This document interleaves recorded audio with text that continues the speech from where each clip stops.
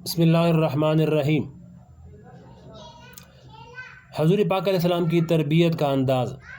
جب حضور اقدس صلی اللہ علیہ وسلم ہجرت کر کے مدینہ تشریف لائے تو حضرت انس رضی اللہ کے والد حضرت ابو طلحہ رضی اللہ اور ان کی والدہ حضرت ام سلیم رضی اللہ تعالی عنہا، ان دونوں نے آپس میں مشورہ کیا کہ حضور پاک علیہ السلام کے پاس کوئی خادم نہیں ہے، ہم کیوں نہ اپنے بیٹے کو آپ کی خدمت میں پیش کر دیں کہ یہ آپ کی خدمت کیا کرے گا۔ چنانچہ یہ دونوں میاں بیوی حضور پاک علیہ السلام کی خدمت میں حضرت انس رضی اللہ کو لے کر حاضر خدمت ہوئے۔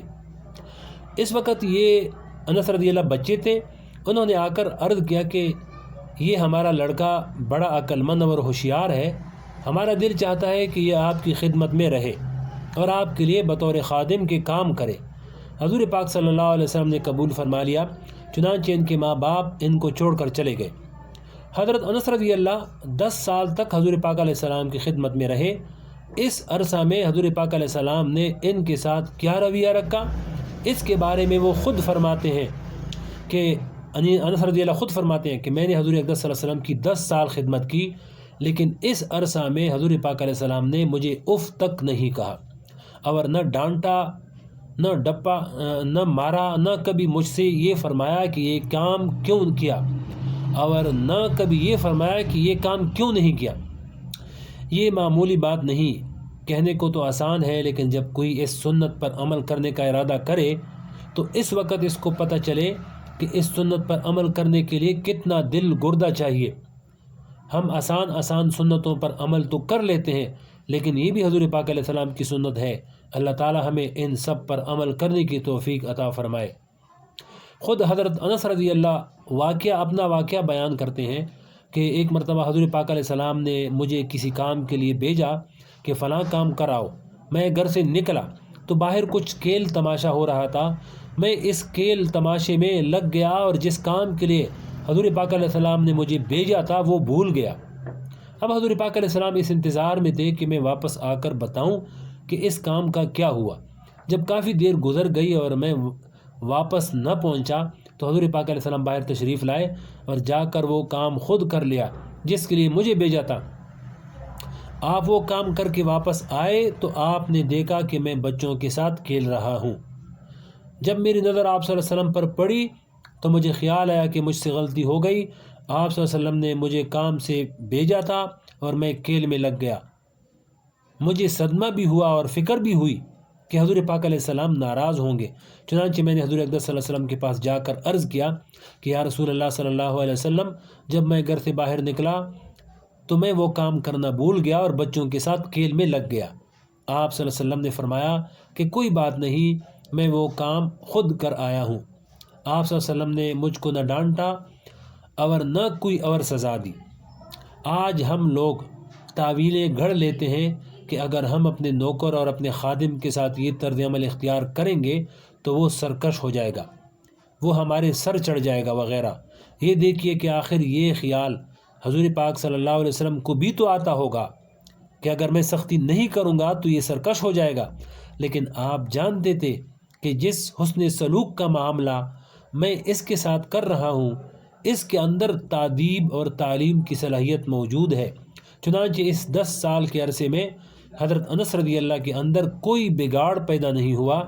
بہرحال یہ وہ حسن سلوک ہے جس کی مثال حضور پاک صلی اللہ علیہ وسلم نے قائم فرمائی اور آپ صلی اللہ علیہ وسلم نے صحابہ کرام کو جس کی تاکید فرمائی۔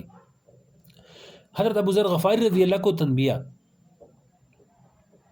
ایک مرتبہ حضور پاک علیہ السلام تشریف لے جا رہے تھے، آپ صلی اللہ علیہ وسلم نے حضرت ابو ذر غفاری رضی اللہ تعالیٰ عنہ کو دیکھا کہ وہ اپنے غلام کو ڈانٹ رہے ہیں۔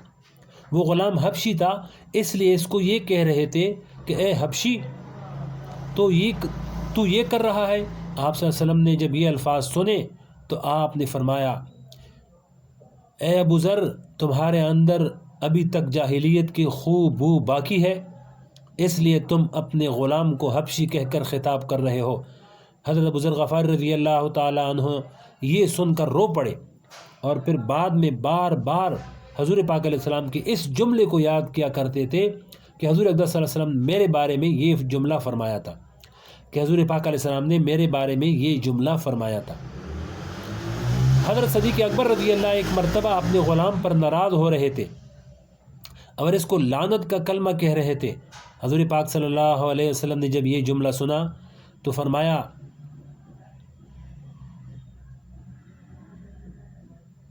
یعنی صدیق بھی بنتے ہو اور لعنت بھی کرتے ہو، رب کعبہ کی قسم یہ دونوں باتیں ایک ساتھ جمع نہیں ہو سکتی۔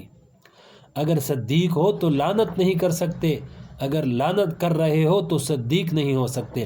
یہ سنتی ہی حضرت صدیق اکبر رضی اللہ تعالیٰ عنہ کانپ گئے اور اس غلام کو جس کو لعنت کر رہے تھے اس کو تو آزاد کیا ہی ہوگا، اس کے علاوہ اور بھی بہت سے غلام اس دن آزاد کر دیے۔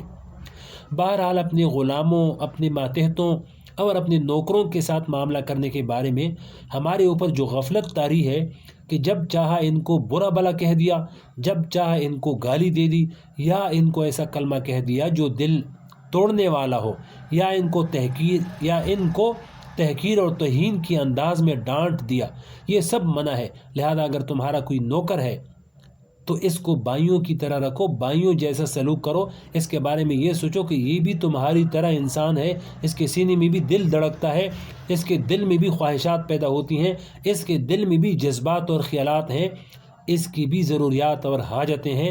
یہ تو کوئی بات نہیں ہوئی کہ نوکر کے ساتھ جانوروں جیسا سلوک کرو۔ امیر اور مامور کے درمیان، حاکم اور محکوم کے درمیان، افسر اور ماتحت کے درمیان جو دیواریں کھڑی کی ہیں وہ مغربی تہذیب نے کھڑی کی ہیں، جس کے نتیجے میں آج افسر کا معاملہ اپنے ماتحت کے ساتھ جانوروں جیسا ہو کر رہ گیا ہے۔ آج اس کے اثرات ہمارے معاشرے میں بھی پھیل رہے ہیں۔ آج ڈرائیور کے ساتھ ہمارے معاشرے میں جانوروں جیسا سلوک ہوتا ہے۔ البتہ اہل عرب کے اندر اب تک قدیم اسلامی معاشرے کی کچھ جھلکیاں باقی ہیں۔ وہ لوگ اپنے ڈرائیور کو بھائیوں جیسا درجہ دیتے ہیں، چنانچہ گاڑی میں سفر کر کے جب کسی جگہ پر اتریں گے تو اس ڈرائیور سے کہیں گے شکراً یا اخی، یعنی آپ کا شکریہ کہ آپ نے مجھے یہاں تک پہنچا دیا۔ جب کہیں کھانا کھائیں گے تو ڈرائیور کو ساتھ بٹھا کر کھلائیں گے، اس کے ساتھ بھائیوں جیسا برتاؤ کریں گے۔ یہ سب قدیم اسلامی معاشرے کی جھلک ہے۔ ہمارے یہاں یہ رواج ہے کہ ڈرائیور کو ساتھ بٹھا کر نہیں کھلاتے، خود گھر میں بیٹھ کر کھا لیتے ہیں اور وہ باہر گاڑی میں بیٹھا ہوتا ہے، اس کو کھانے کی کوئی پرواہ نہیں ہوتی۔ یہ سب باتیں ہمارے اندر غیر اسلامی معاشرے کی آ گئی ہیں۔ نبی کریم صلی اللہ علیہ وسلم کی سنت وہ ہے جو اس حدیث میں بیان ہوئی اور صحابہ کرام کے ان واقعات سے ظاہر ہوتی ہے جو میں نے بیان کیے۔ اللہ جل شانہ ہم سب کو اس کے سمجھنے اور اس پر عمل کرنے کی توفیق عطا فرمائے۔ یہ ٹاپک ختم ہو گیا۔ اگلا ٹاپک ہے یہ دنیا کھیل تماشا ہے، اس کو اگلی ویڈیو میں انشاءاللہ